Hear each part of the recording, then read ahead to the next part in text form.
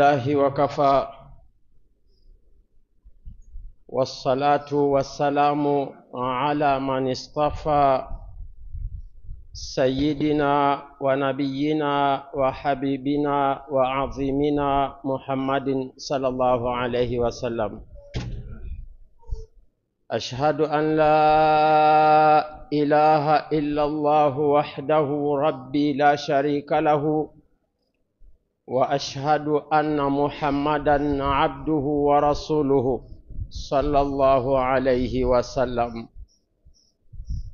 أيها المسلمون الأبرار، أوصيكم ونفسي المذنبة القاصرة بتقوى الله. يقول المولى تبارك وتعالى: واتقوا يوما ترجعون فيه إلى الله، ثم أما بعد.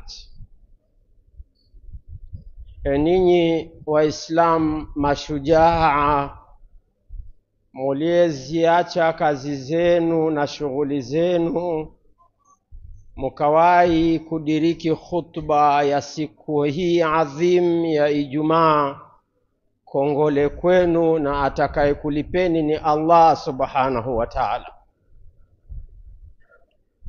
Vipenzi vya Mtume Muhammad, inna min a'zami al-ibadat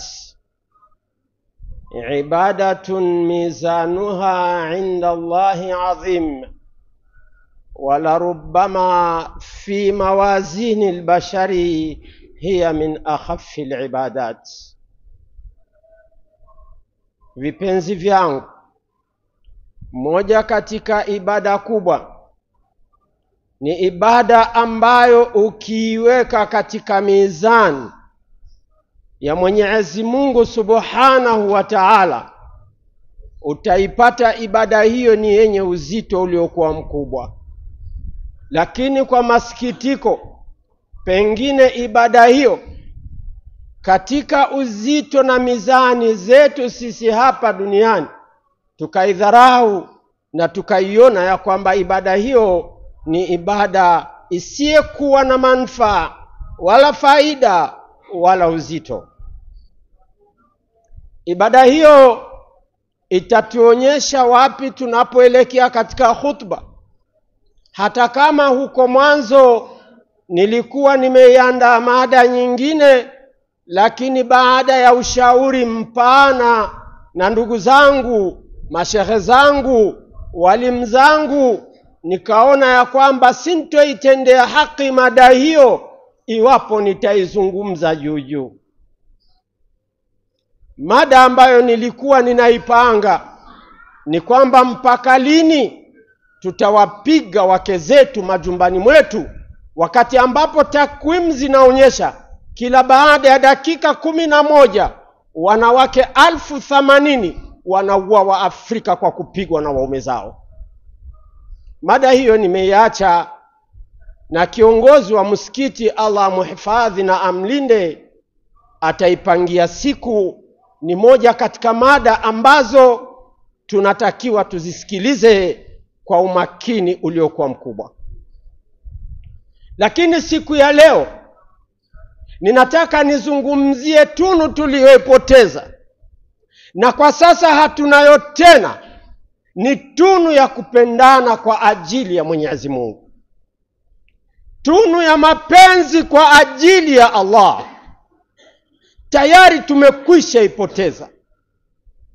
Mtu yeyote aliyeondoka katika mji huu, nikikusudia mji wa Buyenzi, miaka ya 80, akirudi leo atasema mji huyu umelanguliwa, umenunuliwa, umeuzwa, umetupwa kwa wale wasiokuwa Waislamu, kwa sababu wenye mji huu hatuna mapenzi tena kama walivyopendana babu zetu.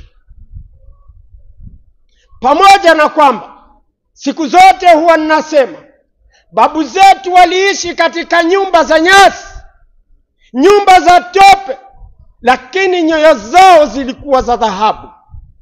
Leo hii mji huu unajengwa maghorofa, Unaingia sebule ya mtu utasema upo Dubai, lakini nyoyo zetu zimejaa matope na uchafu. Sababu ni kupoteza. Sababu ni kupoteza upendo baina yetu. Si ajabu leo mtoto wa baba mmoja, mama mmoja, au watoto wa baba mmoja kufungiana vyoo ati tu kwa sababu mwenzao hakupata pesa ya kulipa gari ije iondoe uchafu ndani ya choo kile. Ninapozungumza mambo, jueni ya kwamba mimi kabla ya hutuba ya Ijumaa kwa siku 2 nikiwa nitaitoa Buyenzi, ninaanza barabara ya 25 nyumba hadi nyumba mpaka barabara ya kwanza, na vinogono vyote mimi ninapitia. Na kila kundi nitakwenda ninasoma, ninauliza. Wallahi, baba mmoja alinilalamikia, na hata kama baba huyo si wa Buyenzi, lakini aliniambia tumegawa vyumba, mimi nina watoto 3 wa kike wamekwisha baleghe, nina midume inacheza mpira, watoto 6, 3 wa kike, waume 3, wote wanalala sebuleni. Inaniumiza pale ambapo dada zao wanapokuwa katika ada yao ya kike wanapata tabu sana. Lakini siku moja nimeamka, nimebanwa kisawa sawa. Sikubanwa tu na haja ndogo, bali nimebanwa pia na haja kubwa. Nilijikuta usiku napata na tumbo likaniletea tabu. Nikatoka na funguo kwenda chooni, nikakuta kufuri imekwisha badilishwa, imewekwa nyingine. Sababu nini? Nimewambia wanivumilie siku 3 nilipe madeni, kisha nitatoa pesa. Nikamwambia ndugu yangu anisaidie kwa hilo, walikataa. Nikaenda nikagonga nyumba jirani, hali ya kuwa tayari uchafu umekwisha anza kunitoka. Haya ndiyo yalionikuta Sheikh katika mji huyu ninaoishi ndanimo, na katika ndugu zangu ambao ni wa damu moja. Inapofikia Waislamu ndugu wa damu moja, ndugu wa Uislamu, hatuna mapenzi baina yetu, tunasubiri nini kama si adhabu kutoka kwa Mwenyezi Mungu? Wakati mwingine tunazidisha lawama, gari kukaa foleni kusubiri mafuta bila kutazama au kuzama kwenye kina cha sababu. Sababu kubwa ni Waislamu kuacha Qur'an na sunna za Mtume Muhammad sallallahu alayhi wasallam. Mwenyezi Mungu anapotaka kuwapiga Waislamu, hawapigi Waislamu peke yao, bali anawapiga wote. Wallahi, alimuuliza mama yetu Aisha radhiallahu anha mume wake mtume wa umma, akamwambia anuhuliku wa fina salihina, tutaweza kupewa haraka na miongoni mwetu kuna watu wema? Akajibu, ndiyo mke wangu, idha kathura alkhabatha, pale ambapo uchafu utakithiri, hasa kwa wale watu wa la ilaha illa Allah Muhammadan Rasulullah. Vipenzi vyangu, amepokea Abu Huraira ya kwamba Mtume Muhammad sallallahu alayhi wasallam alisema, inna hawla al-arshi manabiru min nurin alayha qaumun libasuhum nurun wa wujuhuhum nurun laysu bianbiya'a wala shuhada'a يغبطهم النبيون والشهداء. فقالوا يا رسول الله صفهم لنا. فقال هم المتحابون في الله والمتجالسون في الله والمتزاورون في الله.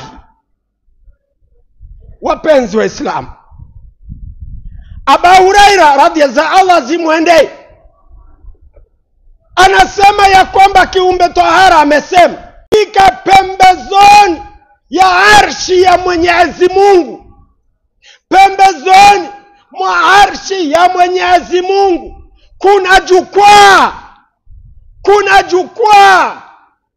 Nisameheni, mwajua Kifaransa sikijui, lakini niseme podium, jukwaa. Hapa niko jukwaani.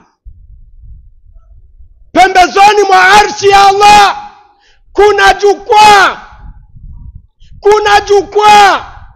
Kuna watu nyuso zao zinawaka kama nuru, nguo zao zinameremeta. Manabii na mashahidi wanawasikilia wifu, manabii na mashahidi wanawasikilia wifu. Akauliza, tueleze ni watu gani hao? Kiumbe tahara kajibu, ni wale duniani walipendana kwa ajili ya Allah, wakatembeleana kwa ajili ya Allah, wakatembeleana kwa ajili ya Allah, na hata kama walifarikiana ni kwa ajili ya Allah. Tafuteni habari hizi katika kitabu Al-Ihya'u lil-Iraqi, juzu la pili, ukurasa namba 198. Majma'u Zawaidu wa Manba'u al-Fawaidi lil-Imam al-Haythami, juzu la 10, ukurasa namba 277. Napenda nisimame kidogo, ninaelewa humu ndani nina wasomi na ninakuheshimuni. Al-Imam al-Haythami rahimahullah, sio al-Imam al-Haythami. Hawa wawili ni tofauti. Huyu ni mwingine na yule ni mwingine. Google zisikudanganyeni, someni vitabu. Kadhalika hadithi hii nimeipata katika Biharul Anwaru ya Al-Allamatul Majlisi, juzu la 66, ukurasa namba 255. Nimefika nikapiga hodi kwenye maktaba yangu, nikavipata vitabu vya Mashia. Hii hadithi nimeikuta kwenye maktaba ya Mashia.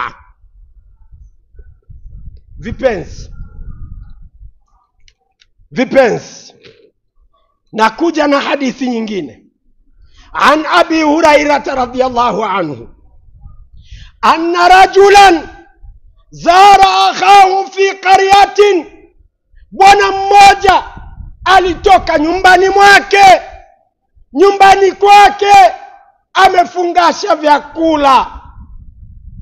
amefungasha vyakula.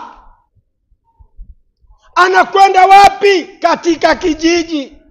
Fa arsada Allahu lahu malakan ala madrajatihi, Allah akamtuma malaika kwenye umbile la binadamu. Malaika amekaa katikati ya njia, akamtolea salamu, akaitika. Akamwambia, waenda wapi? Akamwambia, kijiji kinachofuata kwa ndugu yangu. Faqala hal alaika minan ni'mati tarubbuha, unamfuata, kuna mambo unakwenda kuyapata kwake. Hapa nisimame kidogo. Urafiki wa leo ni urafiki wa maslahi. Ndugu yako akiumwa, maslahi yamekwisha. Na hapa kwa yule ambaye nafsi yangu ipo mikononi mwake, ukimuona mtu anakupenda, anakukumbatia, anakupa chakula, hali ya kuwa wewe ni maskini. Ho he ha he, muombee dua mpaka upatwe na usingizi. Katika nyakati ambazo wanadamu tunadharauliwa ni wakati wa ufukara na umasikini na magonjwa, ndipo utakapowajua marafiki. Marafiki wengi hawana upendo, hawana uvumilivu wa ufukara. Ikiwa kama utanikimbia mimi Songoro kwa sababu sina cha kukupa, napenda nikupe taarifa. Ukikimbia mita 1, nitakuwa mbali na wewe mita 1000. Halafu tutatazama nani mshindi kesho kati ya mimi na wewe. Yawezekana yupo mtu mmoja Dar es Salaam anakutia kiburi, lakini nafsi ya yule mtu ipo kwa Allah. Allah anaweza akamchukua akabadili nia, nikabaki mimi Songoro ni Songoro tu. Utarudi taka usitake. Tukumbuke wapi tulitoka, tuwatazame kaka zetu wanavyokumbatiana, tutazame baba zetu wanavyokumbatiana. Waislamu, yule bwana alikataa, akaendelea kuulizwa ya kwamba unampenda kweli kwa ajili ya Allah? Akasema ndio. Qala fa inni rasulullah ilaika anna Allah ahabbaka kama ahbabtahu. Sasa nikupe ukweli na uwazi, mimi ni malaika wewe, mimi ni malaika. Sifanya mchezo mimi nakaa uko juu, sendi chuoni wala sini. Nimetumwa na Allah, nimetumwa na Allah. Allahu jalla jalaluhu, nije nikwambie ya kwamba Allah anakupenda kama unavyompenda ndugu yako. Uzuri ulioje kupendwa na Allah, uzuri ulioje kupendwa na Allah. Leo hii ukiandikiwa barua na mwanamke mrembo, mwembamba, kiuno na pima 28, ukishuka chini kidogo kipimo kinakuja 180, Mungu mkubwa kama mti wa mkaratusi, akikuandikia I love you honey, message unaitazama kila dakika, unaiweka. Mke wako pengine yupo huko mashaallah anakupikia chakula, lakini unakaa I love you honey, I love you honey, I love you honey. Kisha na wewe unaandika Sheri, nakupenda sana zaidi ya mama na baba. Mwongo wewe, mnafiki mkubwa wewe. Amepokea Imam Bukhari katika Adabul Mufrad hadithi namba 350, na Imam Muslim hadithi namba 2567, na katika Sahihul Jami' ni hadithi namba 3567, na Sahih Ibn Hibban juzu la 2 ukurasa namba 333. Tunakwenda katika kumalizia. Bwana mmoja anaitwa Rabia, huko Baghdad. Nina wapenzi wengi tu na walimu zangu, huwa wanapenda kukosoa visa vyangu. Sina maneno mazuri ya kuambia kwa kuwa nawapenda na ninawaheshimu, zaidi ya kuambia someni. Yule anayetaka anifuate nyumbani.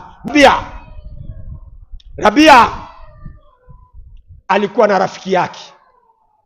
Mungu akampa mtihani rafiki, akapata magonjwa ya wazimu, akaondoka nyumbani, kamwacha mke na watoto, akaenda kukaa eneo la kutupia taka. Watu wengi wanao jinasibu na ubuyenzi waulize Alboza iko wapi, ilikuwa wapi, wakwambie. Alikwenda kwa Alboza, akawa anaka eneo la kutupia taka. nguo zikachafuka, akaanza kuwa na ugonjwa wa kutokwa na ukonda, chawa zinajaa. Rabia akenda kwa mkewe na watoto, akawahamishia nyumbani kwake. Yule bwana alikuwa na kisu, kila anayetaka kumsogelea anachomwa kisu. Rabia akakaa siku moja akalia, akamwambia mke wangu, isna'u li qabisa, wasomi nendeni mkaguo, nitengeneze halwa, nitengeneze sharubati, nifanyie pilau, nichome nyama ya kuku, weka mezani, vyote nitafuta, takula. Mke kafurahi, yeye na mke wa yule jamaa na watoto wote wanapika chakula, wote kimeiva, kimewekwa sebuleni, kimefunikwa na kawa. Maana siku hizi wanamume chakula chao hakifunikwi na kawa. Siku hizi mwanamume anayeemea, mke akishasonga ugali anauleta na sifuria mpaka mezani. Uone namna gani tumekwisha naswa sisi wanamume. Halafu na wewe kidume unakula na unafurahia, chungu kinaletwa mezani. Na ukiwa na rafiki yako tena, ndo mwanamke atakuaibisha. Inna lillahi wa inna ilaihi rajiun. Rabia akawambia nisubirini. Akenda kwa yule ndugu yake, akamwambia nakuhitaji. Hakutoa kisu, ni ndugu toka utotoni, hakuchomoa kisu. Alimkubali, akaja naye, akaingia naye maluato, adabuni, uani, chooni, akamswakisha, akamwogesha, akamnyoa upara, tena akanyoa nywele zilizokuwa juu na zile ambazo huwa zinajikita chini. Kisha akachukua zile nguo zimejaa chawa, akazichoma moto, akamletea kanzu ya hariri aliyoipenda. Si hariri kama hariri, hapana, imefanana na hariri, zile kanzu zenye mng'ao, nyote mnazijua, kanzu za Dubai. Akamvalisha, akampaka manukato. Anatoka chooni yule baba, mke wake anamwambia, mke wa Rabia, ninasikia baada ya kumwona mme wangu, ninasikia hamu, ningepata ndizi nikala. Waweza ukaniletea ndizi mbivu?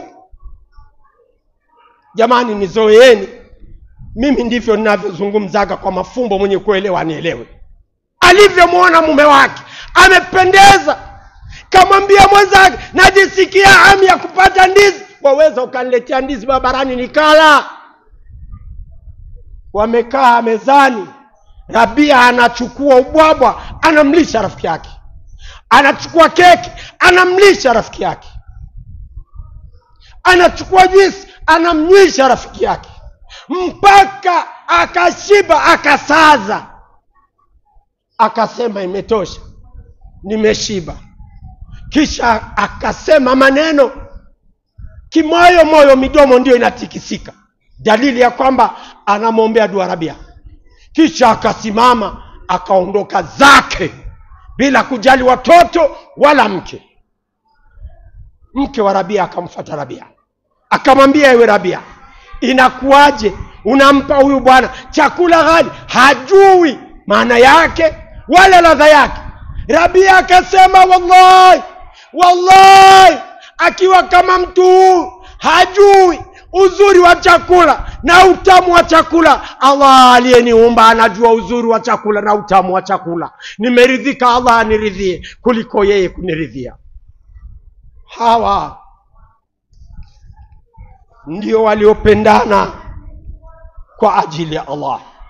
Rafiki mzuri huwa alladhi idha raa fika khalwatan au najwatan sadaha, akiona kwako jambo lolote baya lenye usiri, anaziba usiri. Wa idha raa fika naqsan kamalaha, akiona kwako mapungufu ana yaziba. Wa idha raa fika aiban sataraha wala yanshurha, akiona kwako aibu anazistiri wala haziseme kwa watu. Huyu ndiye ndugu wa haki. Wa bil hubbi nabni asaran mithaliyan, kwenye mapenzi tunajenga udugu wenye mfano. Wa bil hubbi nabni mujtama'an yudrabu bihi almathal, katika kupendana tunajenga mujtama wa kupigiwa mfano.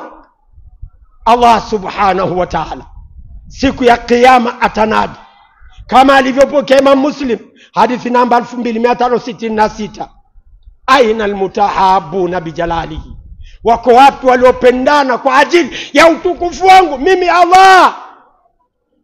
udhilluhum fi dhilli yauma la dhilla illa dhilli, ni waweke katika sehemu salama yenye kivuli, siku ambayo hakutokuwa na kivuli ila kivuli chake Allah subhanahu wa ta'ala. Namuomba Mwenyezi Mungu atughufirie madhambi yetu. Aqulu qawli hadha wa astaghfirullah li wa lakum. Waislam, tumombe dua my comrade Evariste Ndayishimiye, rais wa Burundi.